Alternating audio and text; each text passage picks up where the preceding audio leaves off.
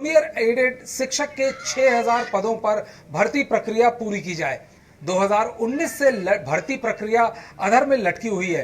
UP में नई सरकार का गठन भी हो गया है, नई भर्तियों का भी ऐलान हो गया है, लेकिन जूनियर एडेड की चर्चा कहीं नहीं है।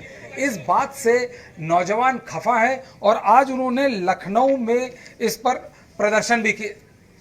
आइए सुनते हैं कि वहां जो नौजवान प्रदर्शन कर रहे थे उनका इस मसले पर क्या कहना है। सर, हम लोग 4-5 महीने से ऑफिस को SCRT का निदेशालय का चक्कर लगा रहे हैं। सर, हमारा मांग ये है कि हमारी भर्ती परीक्षा हो गया है, परिणाम भी आ गया है सर, नियुक्ति प्रक्रिया इसकी बाकी है। सर 17 नवंबर को इसका रिजल्ट आ चुका है और निदेशालय के पास जाओ तो PNP भेजती है, PNP के पास जाओ तो निदेशालय भेजती है। जो भी बेसिक शिक्षा डायरेक्टर है सर्वेंद्र विक्रम सर, वो एकदम केवल ऊहापोह की स्थिति में को बनाए हुए हैं, जो बच्चों को बेवकूफ बना रहे हैं। क्या शासन स्तर से रोक लगा रखा है सर। इस भर्ती को विगत 5 महीने हो गए सर, रिजल्ट आए हुए, केवल इसमें काउंसलिंग करा के नियुक्ति पत्र बांटना है सर। ये भर्ती प्रक्रिया पहले मैनेजमेंट के थ्रू होती थी। माननीय योगी जी ने इसको 2019 में कैबिनेट के द्वारा इसको प्रतियोगिता के द्वारा कराया, पहले परीक्षा के माध्यम से कराया और ये अधियाचन 2019 का है। पहले प्रक्रिया मैनेजमेंट कराती थी, अब इस पे सीटेट और सुपरटेट के माध्यम जूनियर सुपरटेट 17 अक्टूबर को हुआ। अधियाचन ये अप्रैल का था, अप्रैल में पेपर होनी थी, लेकिन ये पेपर हुआ 17 अक्टूबर को। 15 नवंबर को इसका रिजल्ट आया। 5 महीने से हम लोग दर दर भटक रहे हैं, कोई सुनने को तैयार नहीं। अगर PNP जाओ तो कहता है निदेशालय जाओ, निदेशालय जाओ तो कहता है PNP जाओ। इलाहाबाद और लखनऊ का आए दिन हम लोग के संगठन के लोग अब 45,257 बच्चे इस परीक्षा में पास हैं और सरकार ने अभी तक यह नहीं क्लियर किया है कि कितनी सीटें हमारे पास रिक्त हैं। मंत्री आवास क्यों जा रहे थे? मंत्री आवास सर शिक्षा मंत्री से मिलने जा रहे हैं और ज्ञापन देने जा रहे हैं। रही बात, एक मिनट सर, पुराने शिक्षा मंत्री जी ने चुनाव से पहले 30 दिसंबर का अल्टीमेटम दिया। उन्होंने ट्वीट किया कि 30 दिसंबर से नियुक्ति प्रक्रिया प्रारंभ होगी, किंतु चुनाव बीत गया और अभी तक नियुक्ति प्रक्रिया चालू नहीं हुई। इस नाते नए शिक्षा मंत्री से मिलने के बाद और जो ज्ञापन है, ज्ञापन के माध्यम से अपना 6000 शिक्षक भर्ती प्रक्रिया, जूनियर एडेड शिक्षक भर्ती प्रक्रिया कराने के लिए हम लोग ज्ञापन देने जा रहे थे सबसे।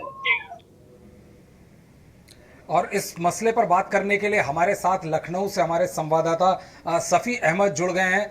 सफ़ी, सरकार ने, योगी सरकार ने जो पहला बड़ा वादा किया वो किया कि हम अगले 100 दिनों में 10,000 भर्तियां निकालेंगे। ये स्टूडेंट्स की मांग, लगातार अभ्यर्थियों की मांग पिछले बार शासन में भी था और अभी भी वो संतुष्ट नजर नहीं आ रहे हैं।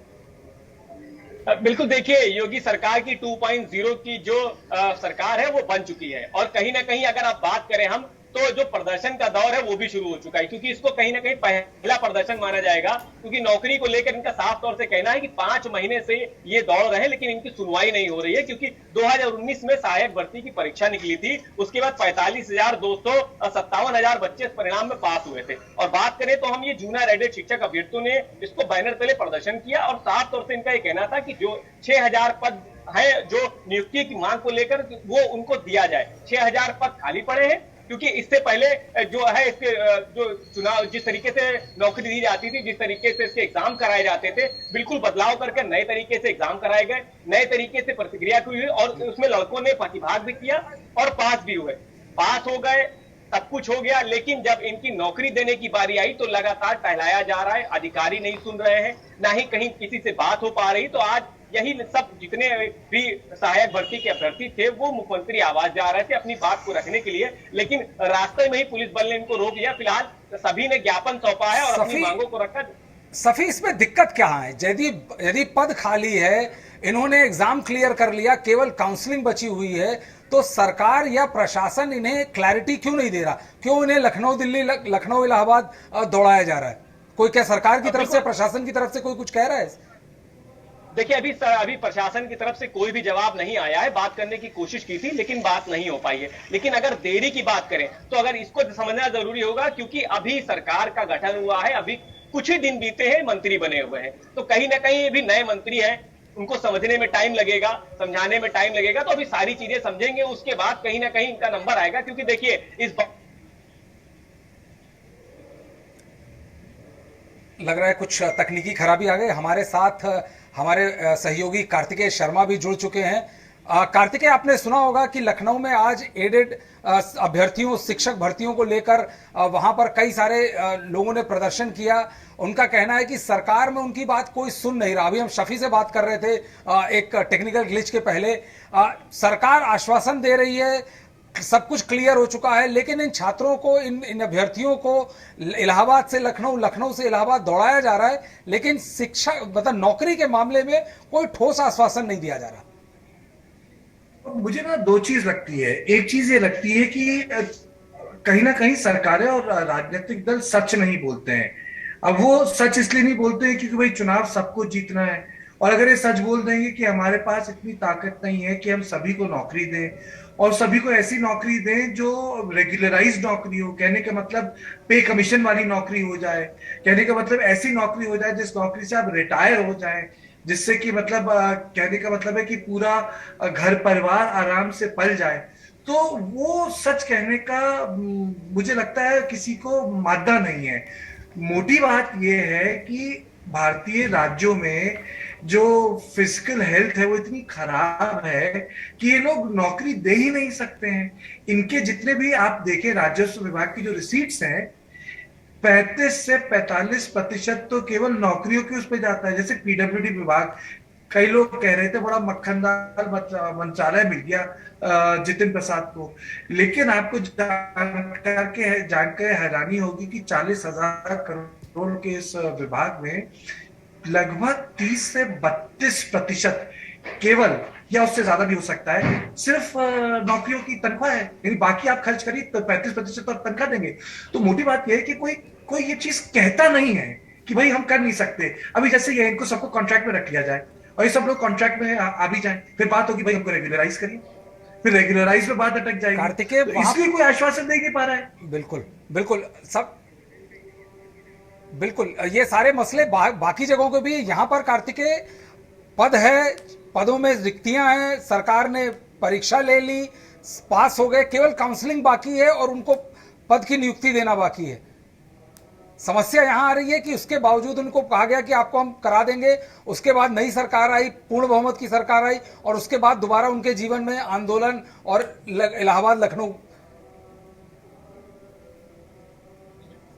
अब वो आप कह रहे हैं कि आंदोलन हुआ, इलाहाबाद से लखनऊ जा रहे हैं, लेकिन सच बात तो ये है ना कि ऐसा क्यों हो रहा है।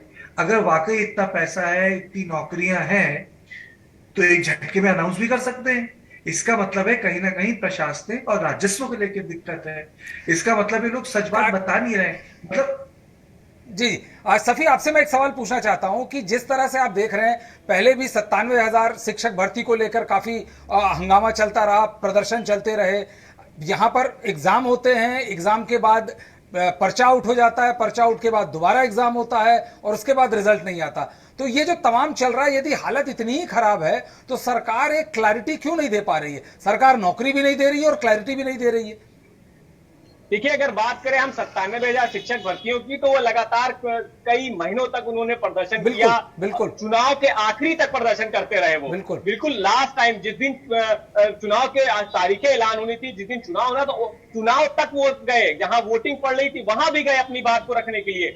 जो विधायक पद के लिए खड़े थे उनसे मिले जाकर अपनी गुहार लगाई कि हमारी बात वहां तक पहुंचाइए और अगर जीतते हैं तो हमारी बात रखिए। अब जीत गए, 2.0 की योगी की सरकार भी बन चुकी है। लेकिन देखिए, कहीं ना कहीं ये बात योगी आदित्यनाथ तक नहीं पहुंच पा रही है। जिस तरीके से ऐसा कैसे संभव होगा? जो चीजें अखबार और हर जगह का मतलब हर जगह छाया हुआ है, लखनऊ के सारे अखबारों में छाया हुआ है, मतलब ये मानना आज के दिन में जब सोशल मीडिया का जमाना है कि ये बात मुख्यमंत्री तक नहीं पहुंच पा रही, ये तो लगभग असंभव होगा।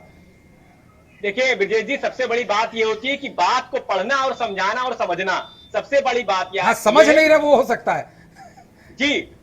सबसे बड़ी चीज होती है समझना। अभी ये बात उनको जब समझाया जाएगा, देखिए अगर कोई चीज होती है तो उसको समझाना पड़ता है। मुख्यमंत्री है, कई ऐसे मामले उनके सामने आते हैं, पूरे दिन कहीं ना कहीं मामले आते हैं, लेकिन पूरी तरीके से समझाना कि नहीं ये जरूरी है, ये इनको देना है, ये इनकी जरूरत है और ये इन्होंने किया है। मान लीजिए 6,000 जूनियर एडेड जो शिक्षक भर्ती की प्रक्रिया है, सिर्फ इनको नौकरी देनी है। सब कुछ ये प्रक्रिया पूरी कर चुके हैं। सिर्फ इनको एक तरीके से बुला के कि अपना लेटर लीजिए, आप कल से नौकरी ज्वाइन करिए, सिर्फ इतना ही तो करना है। तो ये जाके समझाना पड़ेगा, जो किसी को समझना पड़ेगा ये चीज। लेकिन अब समझाए कौन? अधिकारी आंख मूंद कर बैठे हुए हैं, मुंह बंद करके बैठे हुए, कान से उनको सुनाई नहीं पड़ता है। तो कहीं ना कहीं आखिरी में जो शिक्षक भर्ती कह लें या कुछ भी कह लें, इनको जिस तरीके से बेरोजगार है कह लें, जो प्रदर्शन करने को मजबूर हो जाते हैं। तो इसीलिए प्रदर्शन शुरू होता है और कहीं ना कहीं फिर ये अपने प्रदर्शन करने रोड पे निकल सकते हैं। जी, क्योंकि कार्तिकेय, फिजिकल डेफिसिट या फिजिकल कंडीशन सरकार की खराब है, ये तो सब जानते हैं। समस्या क्या है? नौकरी भी देना सरकार की सबसे बड़ी प्राथमिकताओं में से एक है।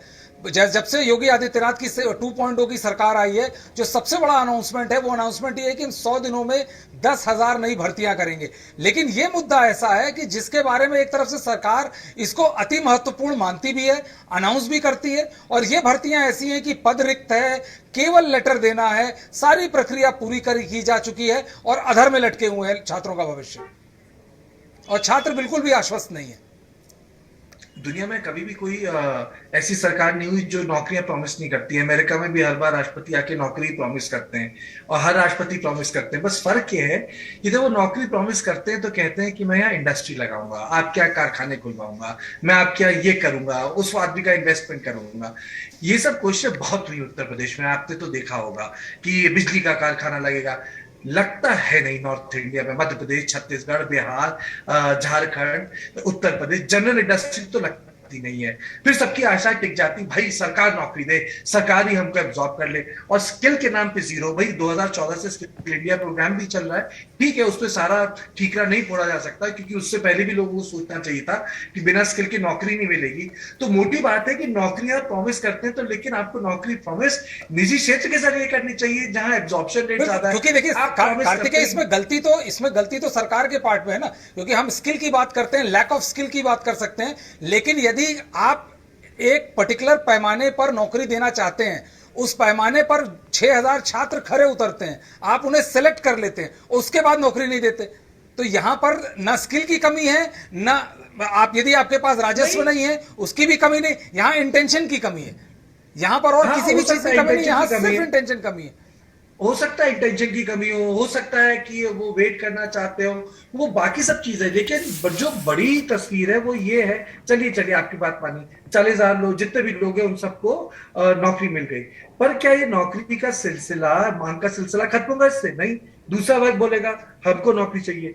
भाई मोटी बात यहाँ आ रही है कि जो क्यों उत्तर भारत के इन राज्यों को बीमारू राज्य बोला जाता है। आप लोग इंडस्ट्री लगाते नहीं है, स्किल सेट्स क्रिएट नहीं होती हैं, सबको बीए करके चाहिए नौकरी, और उसके बाद जब सरकारें राजनीतिक शक्ति नहीं दिखाती अपने ही प्रॉमिस को पूरा करने के लिए, सड़क पे उतर आते हैं। तो मैं तो उसको एक बिल्कुल दूसरी दृष्टि से देखता हूं। मेरा मानना ये हमारे समाज का और हमारे राज्य सरकारों का एक सामूहिक फेलियर है, जिसमें